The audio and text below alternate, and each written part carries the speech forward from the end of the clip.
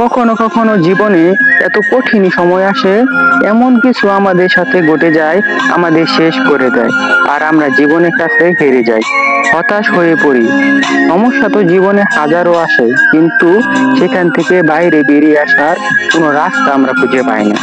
না তখন কেউ আমাদের কষ্ট বুঝতে পারে, আর না কেউ আমাদের কষ্ট দূর করতে পারে। কথা হলো, এইরকম মুহূর্তে আপনি নিজেকে কিভাবে কন্ট্রোল করবেন? একটা গল্প বলি। একবার একটি শহরে অনেক ধনী একটা লোক ছিল। সে অনেক বড় ব্যবসা করত, আর তার জীবনের সমস্ত রকমের সুখ ছিল। বিলাসিতা বলতে যা প্রয়োজন তার সবকিছুই ছিল।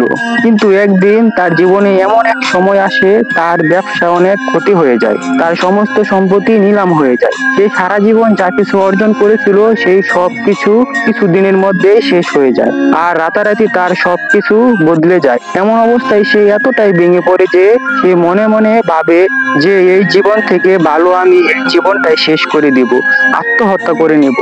আর সে এটা ভেবে শহর থেকে দূরে একটা পাহাড়ের উপরে যায়। সেখান থেকে লাফ দিয়ে সে আত্মহত্যা করবে। আর যখন তিনি ওখান থেকে লাফ দিতে যাবে, তখন ওখানে একটা লোক বসা ছিল। বসা থাকা লোকটি তাকে লাফ দেওয়া থেকে আটকায় এবং জিজ্ঞেস করে, তুমি এখান থেকে কেন লাফ দিতে চাও? তখন লোকটি বলে যে, আমার জীবনে একটা সময় ছিল যখন আমি অনেক বড় ধনী ছিলাম, কিন্তু জীবন আমার সাথে এমন খেলা করছে যে আজ আমার সবকিছু হারিয়ে গেছে। আজ আমার কাছে কোনো কিছুই বেঁচে নেই। তাই এমন জীবন নিয়ে কি করব? এর থেকে ভালো আমি নিজেই নিজেকে শেষ করে দেব। তখন ওই বসে থাকা লোকটি তাকে বলে, তুমি তোমার সম্পত্তি হারিয়েছ, নিজেকে হারাওনি। সম্পত্তি রোজগার করার ক্ষমতা, বুদ্ধি তোমার কাছে কালকের ছিল, আজকেও আছে। সময়, পরিস্থিতি এগুলো বদলে যায়। কাল তোমার ভালো সময় ছিল, আজ খারাপ সময় চলছে। বিশ্বাস রাখো, আগামীকাল আবার সেই ভালো সময় ফিরে আসবে। মনে রাখবে, আশা কঠিন সময়ে সব থেকে ভালো বন্ধু। মনে রাখবে, আশা কঠিন সময়ে সব থেকে ভালো বন্ধু। আর তোমার ভিতরে বিশ্বাস থাকলে এই কঠিন সময় তোমাকে ধ্বংস করার জন্য আসেনি। এটা তোমাকে আরো ভালো, আরো মজবুত করার জন্য এসেছে। এটা তোমার সাহস, বুদ্ধি ও ধৈর্যের পরীক্ষা নিতে এসেছে। তাই তুমি তোমার বিশ্বাসকে নষ্ট করে দিও না। নিজের ঘরে ফিরে যাও এবং পুনরায় শুরু করো। যা কিছু তোমার কাছে ছিল সেটাই আবার অর্জন করো।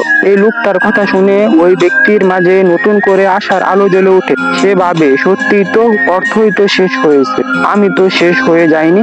আমার পরিচয় কি কেবল আমার সম্পদ? সম্পদ আমার কারণে ছিল, আমি সম্পদের কারণে নয়। আর আমি চাইলে আবার সম্পদ রোজগার করতে পারি। এরপর ওই লোকটি শহরে ফিরে আসে আর নতুন করে কাজ শুরু করে। আর কিছু দিনের মধ্যে সে আবার ধনী লোক হয়ে যায়। এই ছোট্ট গল্পটি আমাদের শিক্ষা দেয় যে সময় যতই খারাপ হোক না কেন, সেটা একদিন পার হয়ে যাবে। তাই যদি আপনার জীবনে কঠিন সময় চলছে, তাহলে ভয় না পেয়ে তার সাথে লড়াই করে এগিয়ে চলুন। মনে রাখবেন, রাত্রি যতই অন্ধকার হোক না কেন, সকালটা অবশ্যই আসবে। তো প্রিয় বন্ধুরা, মাই লাভলি অডিয়েন্স, ভিডিওটা ভালো লাগলে Tarikul one star game story চ্যানেলটি সাবস্ক্রাইব করে পাশে থাকবেন। Thank for watching.